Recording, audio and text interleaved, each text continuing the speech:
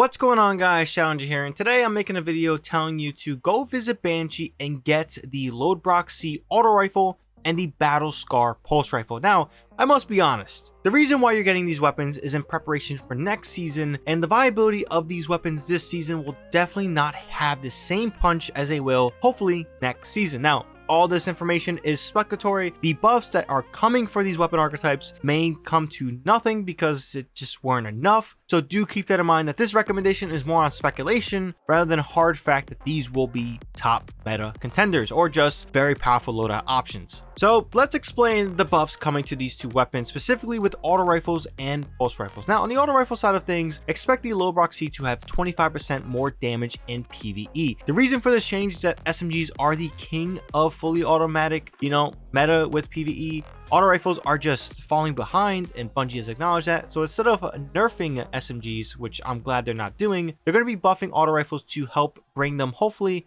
in the same league or around the same ballpark. Now, for pulse rifles, something I think desperately needed a buff, we should expect a 20% increase to its damage in PvE content. So hopefully this makes pulse rifles somewhat viable. As of right now, these have anti-barrier capabilities and will always have some form of champion capabilities following the seasons. I absolutely refuse to use them, or at least I used to refuse to use them in those situations. So whatever champion it was tied to, I just didn't give a damn. I will find another way. And with Strand being a multiversal way to deal with champions, I'll usually slide with Strand instead of putting in an anti-barrier pulse rifle as an example for this season. So with those buffs explained, let's pull up the roles that these weapons have so you understand why you need them desperately. Now, as you see, there's both roles on screen. It doesn't get much better for world drop weapons than this. The Lodbrok-C has target lock, 4x the charm, extended mag, and arrowhead break. Fluted barrel and a pendant mag are also options for the Lodbrok-C, so whatever you want, definitely choose. But again,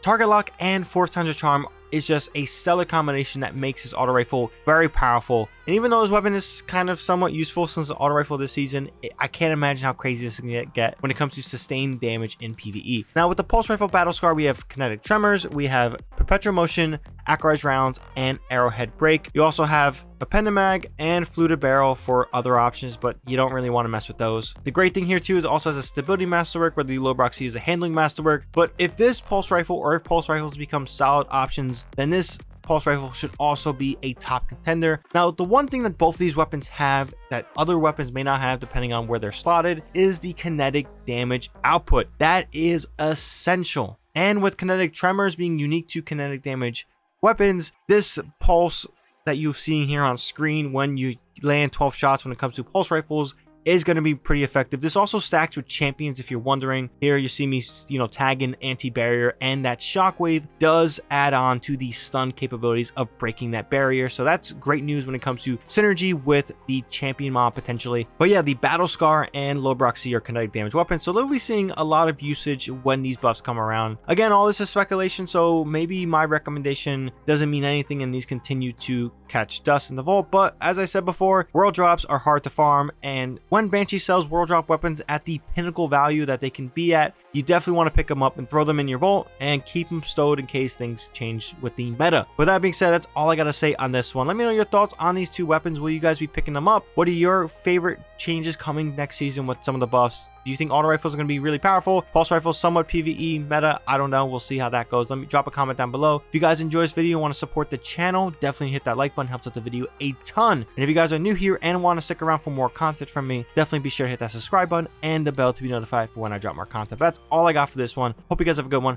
Challenger here, and I'm out.